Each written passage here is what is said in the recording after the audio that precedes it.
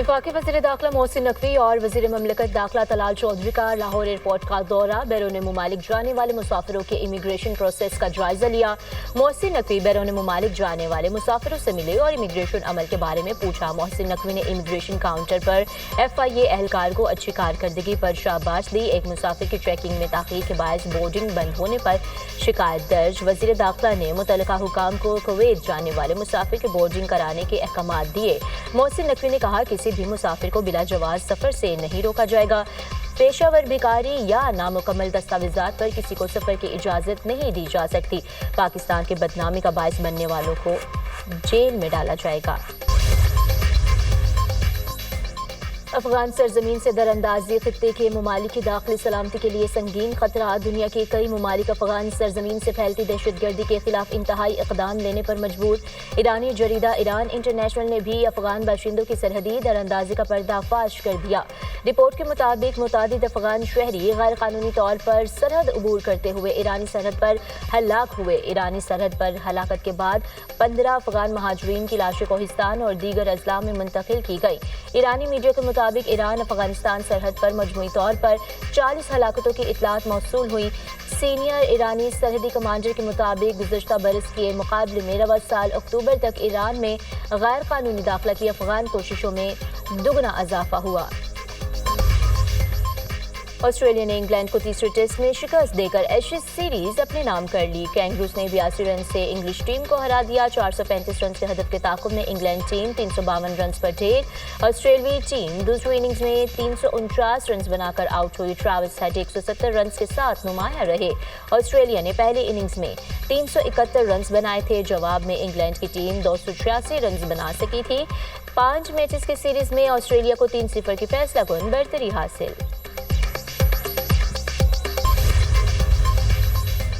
मौसम सरमा के रंग, कहीं बारिश कहीं बर्फबारी। आज़ाद कश्मीर वादी नीलम में उड़नकेल, ताउबत ग्रेस वादी में बर्फबारी से नज़ारे हसीन। बाग में बारिश और बर्फबारी। दयामल में बादल बरस पड़े। बालाई इलाकों में बर्फबारी से सर्दी की शिद्दत में इजाफा। बाबूसर टॉप के पहाड़ों ने सफ़ेद चादर ओढ़ ली। चित्राल में आसमान से गिरती बर्फ से मौसम हसीन। बटग्राम में तवील खुशकसाली के बाद अब्र रहमत बरस पड़ी। इस्लामाबाद और रावलपिंडी में मतला अबर आलूद। मुख्तलिफ इलाकों में बूंदाबांदी। बलूचिस्तान में भी बादल बरसे। सर्दी की शिद्दत में इजाफा। मरी और गलियात में रिमझिम। भक्कर, हरिपुर, खुशाब, जौहराबाद में बारिश ने जाड़े की शिद्दत बढ़ा दी। मुल्क के मुख्तलिफ शहरों में धुंध के बायस हद निगाह मुतासिर तमाम मोटरवेज को खोल दिया गया। लाहौर और गिरतोनवाह में धुंध के डेरे। इंटरनेशनल एयरपोर्ट पर मुतादिद प्रवाजों का शेड्यूल मुतासिर। सियालकोट एयरपोर्ट पर फ्लाइट ऑपरेशन जजवी मुअत्तल। कराची एयरपोर्ट पर भी धुंध के बायस फ्लाइट शेड्यूल मुतासिर। मुख्तलिफ शहरों में फ़ज़ाई आलूदगी। लाहौर में एयर क्वालिटी इंडेक्स 193 रिकॉर्ड किया गया। बहावलपुर में AQI 421, मुल्तान में 314 रिकॉर्ड किया गया। पेशावर में एयर क्वालिटी इंडेक्स 234, कराची में 225 तक पहुँच गया। सदर मुमलिकत इराक के 4 रोज़ा सरकारी दौरे पर बगदाद पहुंच गए। आसिफ अली जरदारी का बगदाद पहुंचने पर पुरतपाक इस्तकबाल किया गया। दौरे के दौरान आला इराक़ी क़यादत से मुलाकाती शेड्यूल। मुख्तलिफ शोबों में ताउन बढ़ाने पर बातचीत मुतवक्की। सदर का दौरा पाकिस्तान और इराक के बरादराना ताल्लुकात को मज़ीद फ़रोग़ देगा।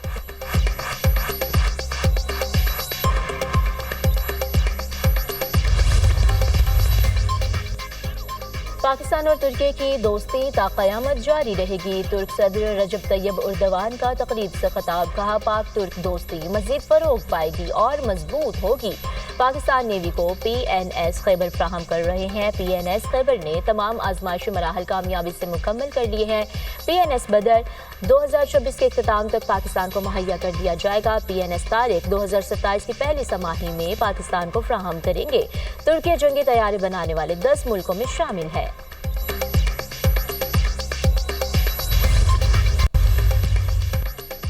तोशाखाना 2 केस में बानी PTI और बुशरा बीबी पर जुर्म साबित। दोनों को 17 साल कैद की सजा। अमानत में खयानत के जुर्म में 10 साल कैद की सजा सुनाई गई। इख्तियारात के गलत इस्तेमाल, नाजायज माली फवाइद के जुर्म में इंसदाद बदउनवानी एक्ट के तहत 7 साल कैद की सजा।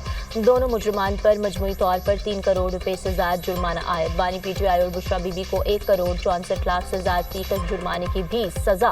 عدم ادائیگی پر 6 ماہ قید کی سزا ہوگی۔ اسپیشل جج سینٹرل شاہ رخ ارجمن نے توشہ خانہ 2 کیس کا فیصلہ سنایا۔ بانی پی ٹی آئی اور بشرا بی بی کمرہ عدالت میں موجود تھے۔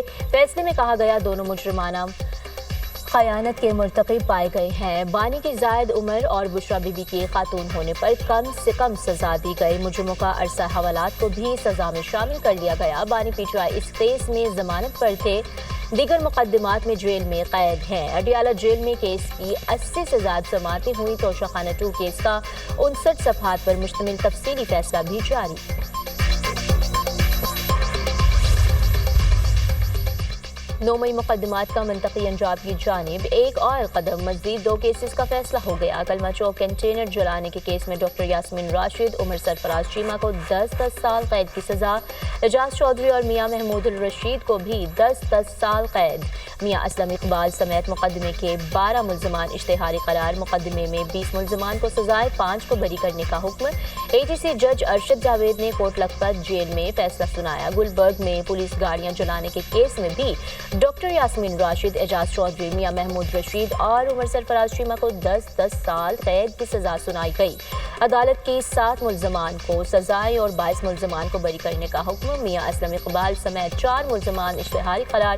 تحریک انصاف کے رہنماؤں کو مسلح ہجوم کی قیادت کرنے کا مجرم پایا گیا۔ سرکاری گاڑی میں سوار پولیس اہلکاروں پر پتھر، انڈے اور پیٹرول بم پھینکے گئے۔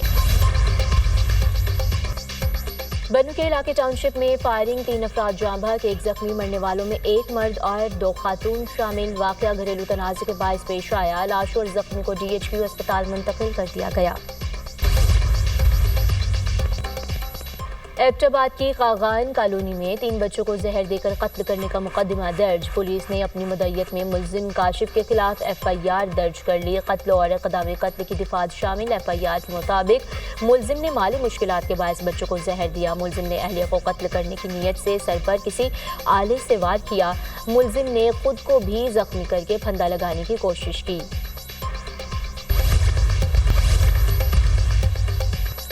بنگلہ دیش میں طلبہ تحریک کے رہنما شریف عثمان ہادی کو سپرد خاک کر دیا گیا۔ نماز جنازہ میں سربراہ عبوری حکومت ڈاکٹر محمد یونس کی شرکت۔ پارلیمنٹ کے باہر ہزاروں افراد نماز جنازہ میں شریک ہوئے۔ عثمان ہادی کے قتل پر مظاہرین کا غم و غصہ ٹھنڈا نہ ہوا۔ ہادی کی تدفین کے بعد ہجوم نے بنگلہ دیشی پارلیمنٹ کا گھیراؤ کر لیا۔ شدید احتجاج اور نعرے بازی۔ 12 دسمبر کو ڈھاکہ میں عثمان ہادی کو نقاب پوشوں نے سر میں گولی ماری تھی۔ 15 دسمبر کو انہیں علاج کے لیے سنگاپور منتقل کیا گیا، جہاں وہ جان کی بازی ہار گئے۔ جمعے کے روز عثمان ہادی کی میت سنگاپور سے ڈھاکہ منتقل کی گئی تھی۔ امریکہ کی روس یوکرین جنگ بندی کے لیے کوششیں جاری۔ روس کا وفد امریکی حکام سے ملاقات کے لیے فلوریڈا پہنچ گیا۔ روسی وفد آج امریکی صدر کے خصوصی نمائندے اسٹیو وٹکوف اور جیریڈ کشنر سے ملے گا۔ روسی وفد کی قیادت صدر پیوٹن کے نمائندے کیرل کر رہے ہیں۔ یوکرین اپنے علاقوں سے دستبردار نہیں ہو سکتا۔ یوکرینی صدر زیلنسکی کا 2 ٹوک موقف۔ کہا یوکرین کا ڈونیسٹک اور لوہانسک کے کچھ حصوں پر کنٹرول ہے۔ بعض اتحادی یوکرین کو میزائلوں کی فراہمی میں تاخیر کر رہے ہیں۔ روس کی دھمکیوں کا یورپی ممالک پر اثر پڑ رہا ہے۔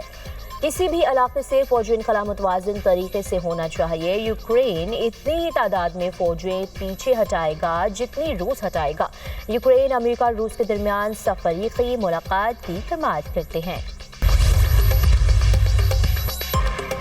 امریکہ، قطر، مصر اور ترکی کے نمائندوں کی میامی میں ملاقات۔ غزہ جنگ بندی کے اگلے مرحلے کا جائزہ۔ امریکی نمائندہ اسٹیو وٹکوف کہتے ہیں کہ غزہ میں جامع امن منصوبے کے مرحلہ وار نفاذ کے لیے اگلے اقدامات کا جائزہ لیا۔ منصوبے پر پیش رفت کے لیے آئندہ ہفتوں میں مزید مشاورت ہوگی۔ اسرائیلی خلاف ورزیاں اور سرد موسم فلسطینیوں کی مشکلات کم نہ ہو سکی۔ صہیونی فورسز نے یلو لائن عبور کرنے پر 2 مزید فلسطینیوں کو شہید کر دیا۔ مغربی کنارے میں بھی 2 الگ الگ واقعات میں 2 فلسطینی شہید۔ سرد موسم کی وجہ سے جاں بحق افراد کی تعداد 13 ہو گئی۔ اسپتالوں میں بچوں میں ہائپو تھرمیا اور سانس کے امراض کے کیسز میں اضافہ۔ خیموں میں مقیم بے گھر فلسطینی سرد موسم اور امدادی قلت سے شدید متاثر۔ ادھر اسرائیلی شہر تل ابیب میں شہریوں کا نتن یاہو کے خلاف احتجاج۔ اسرائیلی وزیر اعظم سے فوری مستعفی ہونے کا مطالبہ۔ اسرائیل کو ایران کے بیلسٹک میزائل پروگرام کی بحالی پر تشویش، اسرائیلی حکام ایران پر دوبارہ حملے کے آپشنز پر غور کرنے لگے۔ امریکی میڈیا کے مطابق نتنیاہو صدر ٹرمپ سے متوقع ملاقات میں ایران سے متعلق بریفنگ دیں گے۔ اسرائیل صدر ٹرمپ کو ایران پر دوبارہ حملے کے آپشن سے آگاہ کرے گا۔ اسرائیلی حکام کے مطابق ایران جوہری افزودگی مراکز بحال کرنے کی کوشش میں مصروف ہے۔ بیلسٹک میزائل پروگرام اسرائیل کے لیے فوری خطرہ بن چکا ہے۔ ایران میزائل اور فضائی دفاعی نظام دوبارہ فعال کر رہا ہے۔ امریکہ اور وینزویلا کے درمیان کشیدگی میں اضافہ، امریکہ نے وینزویلا کے ساحل کے قریب سے ایک اور کارگو جہاز قبضے میں لے لیا۔ امریکی حکام کے مطابق اقدام صدر ٹرمپ کے ناکہ بندی کے احکامات کے بعد سامنے آیا۔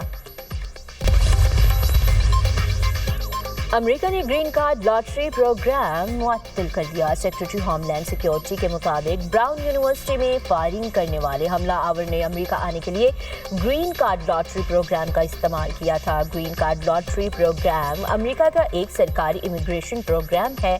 اس لاٹری پروگرام کے تحت ہر سال تقریباً 50,000 افراد کو قراردادی کے ذریعے گرین کارڈ دیا جاتا ہے۔